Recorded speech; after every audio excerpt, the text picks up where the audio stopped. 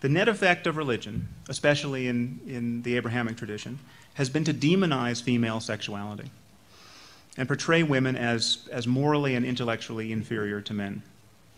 I mean, every woman, it is imagined, holds the honor of the men in her lives for ransom and is liable to tarnish it with a glance or destroy it outright through sexual indiscretion. In this context, rape is actually a crime that one man commits against another man. The woman is only shame's vehicle, and often culpably acquiescent, being all blandishments and guile and winking treachery. In the Old Testament, in Deuteronomy 22, God says that if a woman doesn't scream loudly enough while being raped, she should be stoned to death as an accessory to her own defilement. There's no escaping the view in the Bible and the Quran that women have been put on earth to serve men, to keep their homes in order, and to be incubators of sons. So I think this is a fact that really cannot be disputed. If we ever achieve a global civilization that truly values and honors the rights and capabilities of women, it will not be because we paid more attention to our holy books. Take the issue of creationism. If somebody in a fundamentalist church thinks that creationism makes sense because their pastor told them, well, I can understand that and excuse that. We all get a lot of what we take to be true from people that we respect and whom we view as authorities. We don't check everything out. But where did the pastor get this idea? And I don't care where he or she is responsible, because their job is to know what they're talking about. I'll take things that you and Richard say on human and natural sciences, not without wanting to check, but I'm often unable to, but knowing that you are the sort of gentleman who would have checked. If you say, the bishop told me it, so I believe it, you make a fool of yourself, it seems to me, and one is entitled to say so. Just as one is entitled, when dealing with an ordinary racist, to say that his opinions are revolting. Right. He may know no better, but that's not going to save him from my condemnation. And nor should it. And I think exactly it's condescending not to confront people, as it were, one by one, or en masse. So public opinion is often wrong. Mob opinion is almost always wrong. Religious opinion is wrong. Religious opinion is wrong by definition. I would insist on putting into the compulsory education on religions that I supported a good sympathetic account of the John Frum religion, the cargo cult, which was started during World War II, and it's hilarious. It's heartbreaking in a way, because the natives on this little island are still marching around carrying American flags and waiting for John Frum, their savior, to come back with cargo. And I think just letting people know that, it puts a little seed into their minds. And it may take a long time, but if you show them that vividly, at some point, don't expect immediate recognition, but at some point it may suddenly hit them, wait a minute, isn't that how my religion started? Isn't mine just as wacky as these? Perhaps the greatest discovery in human history, one that is logically prior to every other discovery, is that all of our traditional sources of belief are in fact generators of error, and should be dismissed as sources of knowledge. These include faith, revelation, dogma, authority, charisma, augury, prophecy, intuition, clairvoyance, conventional wisdom, and that warm, invigorating glow of subjective certainty. How then can we know? Other than by proving mathematical and logical theorems, which are not about the material world, the answer is the process that Karl Popper called conjecture and refutation. We come up with ideas about the nature of reality, and this involves the combinatorial powers of human cognition that Tom mentioned in his kind introduction. And then we test those ideas against that reality, allowing the world to falsify the mistaken ones. The conjecture part of this formula, of course, presupposes the exercise of free speech. We offer conjectures without any prior assurance that they are correct. It's only by brooding ideas and seeing which ones withstand attempts to refute them that we acquire knowledge. Once this realization sank in during the scientific revolution, the Age of Reason, and the Enlightenment, the traditional understanding of the world was decimated. Everyone knows that the discovery that the Earth revolves around the sun rather than vice versa had to overcome fierce resistance from common sense and ecclesiastical authority. But the Copernican revolution was just the first event in a cataclysm that would make our current understanding of the world unrecognizable to our ancestors. We know that the belief systems of all the world's traditional religions and cultures, their theories of the origins of life, humans, and societies, are factually mistaken. We know, but our ancestors did not, that humans belong to a single species of African primate that developed agriculture, government, and writing late in its history.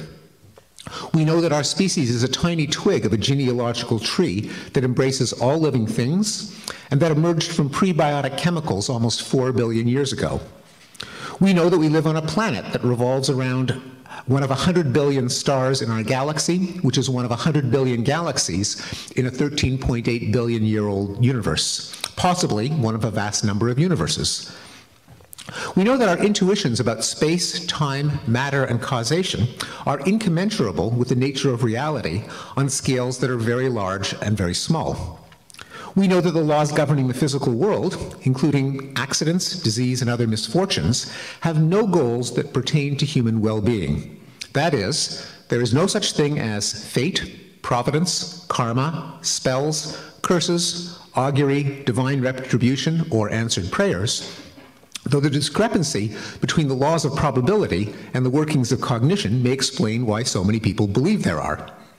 And we know that we did not always know these things, that the beloved convictions of every time and culture may be decisively falsified, doubtless including some we hold today. The basic point here is that, for me, that is so troubling, is that there is this claim being made by most religious people most of the time that one of their books is not an ordinary book. One of their books is a magic book. That it seems to be believed that the contents of the Bible or the contents of the Quran are so impeccable, so prescient of our needs as a species that they could not possibly have been written by human beings. This is patently absurd when you read the books. I mean, just compare for a moment another human project. Isaac Newton went into isolation in the year 1665 to escape the plague. He spent 18 months working in his garret, and at the end of that time, he had invented calculus. He had invented the field of optics. He had discovered the universal law of gravitation and the laws of motion. Scientists in almost any field agree that this is probably the most startling use of human intelligence in the history of human intelligence, and yet no one for a moment is tempted to believe that God had to help him with this. This was not under the dictation of the Holy Spirit. In fact, we know that Newton was a thoroughly unpleasant, megalomaniacal, neurotic man, and we have superseded his insights to some significant degree, but it took 200 years of continuous ingenuity on the part of some of the smartest people who have ever lived to do this. I say this rather often. We could improve the Bible in 5 seconds, and that's problematic for the claim that it is the best book really on any subject. I mean, it has been suggested that there are certain questions which seem like scientific questions, sort of what's the origin of the laws of physics or something of that sort might be forever unanswerable by science. All I'd say to that is that if science can't answer them, certainly nothing else can. Exactly. Yeah. We just have to get used to the fact that some questions we can't answer. I mean, for millennia, the great theologians and prophets of our religions have set to work on the riddle of womanhood. And the result in various times and places has been widow burning and honor killing and genital mutilation, a cultic obsession with virginity, just other forms of physical and psychological abuse so kaleidoscopic in variety as to scarcely admit of being summarized. Now, I have no doubt that much of this sexist evil predates religion and can be ascribed to our biology, but there's no question that religion promulgates and renders sacrosanct attitudes toward women that would be unseemly in a brachiating ape. Now, while man was made in the image of God, Woman was made in the image of man, according to Judaism, Christianity, and Islam. Her humanity, therefore, is derivative. It's ersatz. The Old Testament values the life of a woman at 1/2 to 2/3 that of a man. The Quran says that the testimony of 2 women is required to offset the testimony of 1 man. And every woman is deserving of 1/2 her brother's share of inheritance. But the biblical God has made it perfectly clear that women are expected to live in absolute subjugation to their fathers until the moment they are pressed into connubial service to their husbands.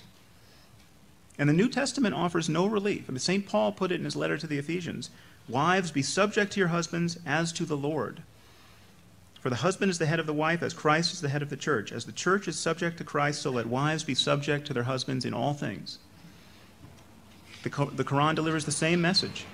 The 11th century sage, Al-Ghazali, perhaps the most influential Muslim since Muhammad, described a woman's duties this way: she should stay at home and get on with her spinning. She should not go out often. She must not be well informed, nor must she be communicative with her neighbors, and only visit them when absolutely necessary. She should take care of her husband and respect him in his presence and in his absence, and seek to satisfy him in everything.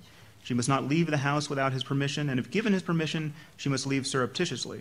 She should put on old clothes and take the deserted streets and alleys, avoid markets, make sure that a stranger does not hear her voice or recognize her. She must not speak to a friend of her husband's even in need. Her sole worry should be her virtue, her home as well as her prayers and her fast. If a friend of her husband calls when the latter is absent, she must not open the door nor reply to him in order to safeguard her and her husband's honor. She should accept what her husband gives her as sufficient sexual needs at any moment. She should be clean and ready to satisfy her husband's sexual needs at any moment. Now recall the blissful lives of women in Afghanistan under the Taliban, or think about the millions of women who even now are forced to wear the veil under Islam, or who are forced into these forced marriages with men they have never met. And you will realize that these kinds of religious opinions have consequences.